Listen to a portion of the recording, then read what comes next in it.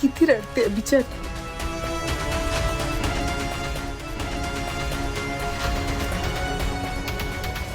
बाबा, राधा कुठे गेली? अरे मला काय माहित, कॉल आला होता म्हणून मी बाहेर गेलो होतो. परत येऊन बघतो तर राधा नव्हतीच. कुठे गेली कोणाच ठाऊक. पण अशी कशी मला न सांगता जाईल?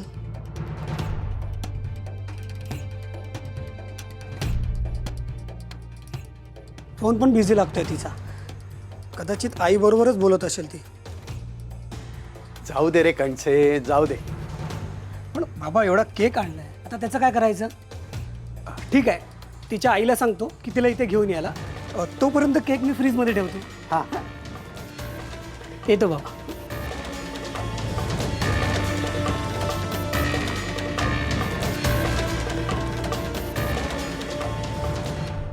नशीब आत्तापुरतं तरी निभावलंय. पण त्या राधाने घरी जाऊन कणसेला सगळं सांगितलं तर